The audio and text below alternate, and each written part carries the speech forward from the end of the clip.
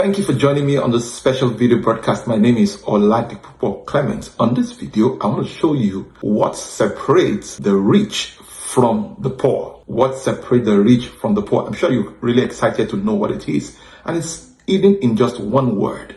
And that word is habits. So in this video, I'm going to show you some series of habits of wealthy people that you need to adopt in order to also become wealthy. Because you see, ultimately, in order to become successful, you need to study successful people. In order to be wealthy, you need to study wealthy people. And one of the key things I found out is the fact that the secret of wealthy people, the secret of successful people is in their daily routine. Most successful people have specific habits they live by.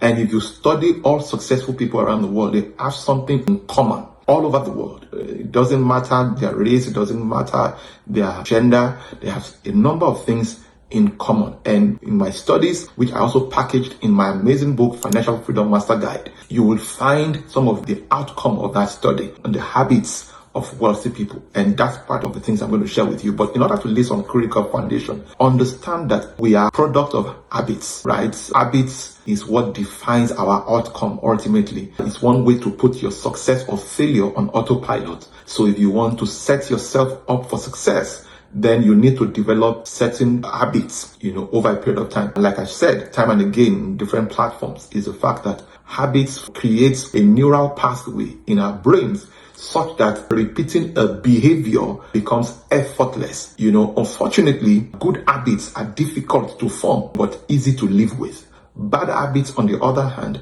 are easy to form, but difficult to live with. So the consequences of bad habits, are not something that we find very convenient. Of course, developing good habits are usually very, very tough to develop, but the consequences and the outcomes are often desirable. And that's pretty much one of my discoveries. And I found out that if you do what they did repeatedly, consistently, then you can reproduce their order of results. And that's pretty much what I've done with my personal life. And I've shared this a million times probably with a lot of people. And it doesn't matter your location. It doesn't matter your current situation right now. If you can align yourself with the same habits, all right, you will certainly begin to find out that you are different from the rest of the pack. So in other words, one of the key things that happens is this: you choose your habits, and then your habits choose your destiny. It's your responsibility to choose your habit, and then your habit will define, will frame, will form the outcome of your destiny. So I've said it time and again also that habits are stronger than desires. Habits are stronger than desires. It's been said that if wishes were horses, beggars will ride. So I want to recommend that you pay significant attention,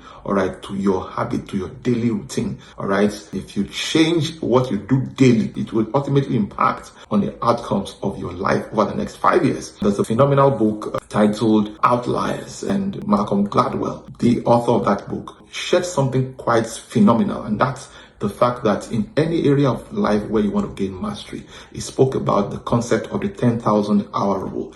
And you find out that whatever it is you do consistently, repeatedly, is the area in which you become a master. Your brain does not require to process that thought anymore, does not require to process a repeated habit or repeated behavior. It just takes over. That's how to set your life on autopilot. The reason why the poor keeps getting poorer is because their brain is already conformed to a particular behavioral pattern, and that's what sets the tone for the outcome. And that's the reason why the poverty also appears to be on autopilot. You want to have success, you want to have wealth, you want to have riches, then you've got to develop certain habits of wealthy people. So let's take them one after the other. Number one habit of wealthy people I've come to discover is they pray, meditate, and visualize daily. They pray, they meditate, and then they visualize daily. And this is so critical. They pray, meditate, and visualize daily. You see, whatever is happening around you is often a reflection of what's going on inside you.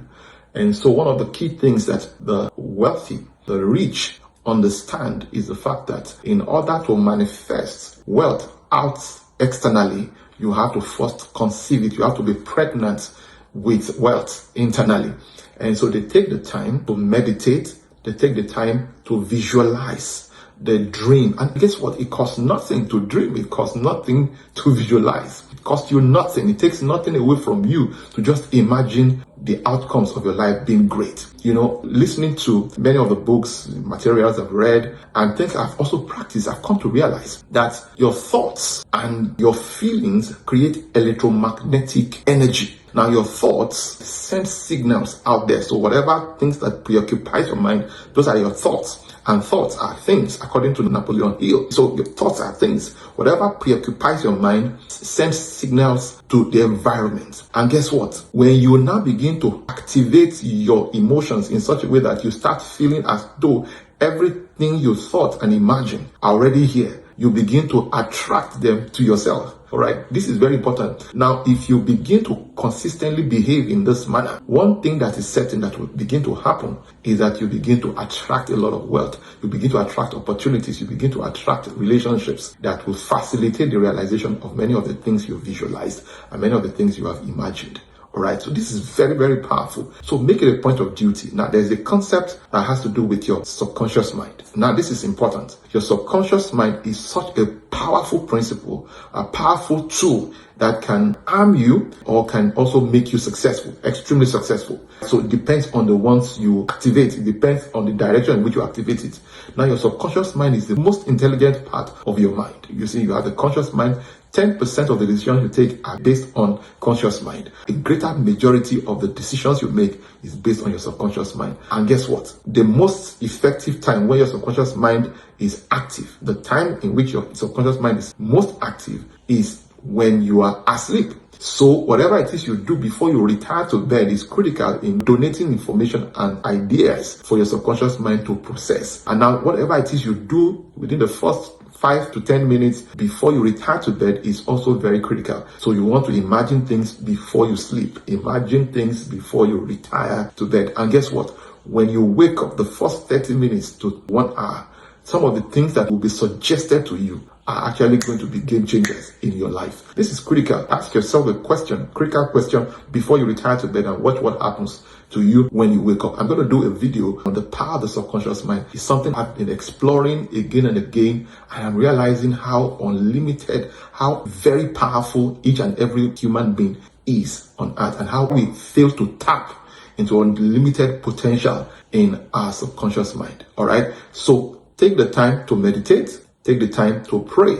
Your thoughts are words. Your words are thoughts. Your thoughts create words, and your words ultimately create thoughts in other people's minds. So when you meditate, it also informs the prayer. Your prayer and the words you are speaking out, your affirmations, all of those things, out of the abundance of your heart, the mouth speaks ultimately.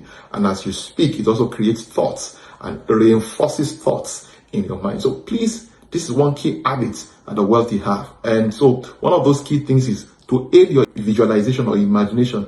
Cut out pictures of people who are already doing great things, right? That are pictures of your vision, pictures of your dreams. Cut those pictures out and put it where you see it regularly. It goes a long way. This is one of the habits that successful and wealthy people have developed. Number 2, wealthy people save and invest first and then spend whatever is left. That's contrary to the way the poor behaves. The poor spends and save whatever is left, if there is anything at all. And more often than not, there's nothing left at all. So you want to take the pain, you want to take the liberty to prioritize savings and investment before spending. There's a role that liquidity plays in your creating wealth. You attract more opportunities when you have access to some degree of cash. Guess what? Even the banking institution only lend money, to people who don't need it most of the time. And it speaks volume. Save and invest first, then spend whatever is left. Number 3, they take calculated risks. They take calculated risks. You see, there's a connection between risk and returns. Most times when you think that the wealthy are very fortunate, they are very lucky, the truth is that they work themselves into that measure of luck. Truth is, most wealthy people will not tell you their failures.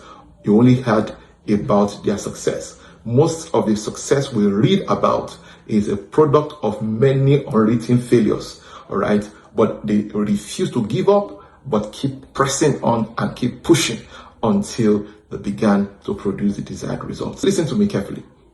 Taking calculated risk means gathering relevant information, establishing collaboration, finding profitable networks. It means that you don't just jump into a venture you've not tested. You are not making an investment without investigating. So there is no one who has created any measure of wealth who hasn't lost money at one point or the other. I can tell you that for free. There is no such thing as risk-free business. There's no such thing as risk-free investment. There are only low risk, moderately risky, aggressively risky investment. So the higher the risk you take, the higher the returns and the outcomes you get. Okay. But one thing that can help to minimize any measure of risk you are taking is research, information. This is very important. That's why we always recommend investigate before you invest. Investigate before you invest. So gather enough information. It will also help to minimize your risk. Take an informed risk. When you hear calculated risk, it's essentially talking about informed risk. So wherever you are,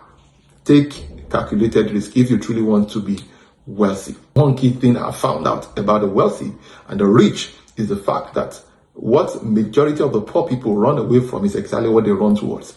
Many, many years ago, I came to this conclusion that if you want to make a decision, find out what majority of people are doing.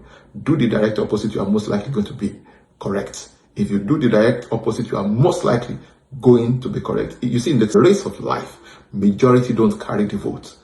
This is so important. Majority don't always carry the vote. Number 4 is that they are dedicated and committed to value creation always. Always. So one thing they recognize, and this is one of the habits I've found. Whenever I think about any amount of money I need to generate per time, I think of what value are we going to give in exchange for that money. All right. This is very, very powerful, and this is very, very important. Whenever I think of how much money I need to produce, I think of what value am I going to give in exchange for that money. And the more of value I create, the more resources I attract to myself. So this is one of the key things that makes wealthy very, very successful, and they're constantly magnetizing money. All right. So be committed and dedicated to value creation always. Stop thinking about your problem. Stop thinking about your needs. Start thinking about the gaps. Start thinking about the problems in the market. Start thinking about the pains, the frustrations, the irritations of people. Start to think about what are the aspirations and create products or services, or look for people who have already created products and services that address those particular pains, fears, and irritations and frustrations. The more of those problems you solve, the more money you get. And this is one of the key reasons why the rich are entirely different from the poor. Number 5, the wealthy and the rich are committed to learning and practicing. They are committed and dedicated to learning and practicing. They are committed to reading and researching. Reading.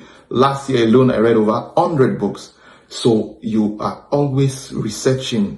This year alone, I've consumed all sorts of well over 200 volumes of video content, and audio content, all in the bid to build and research.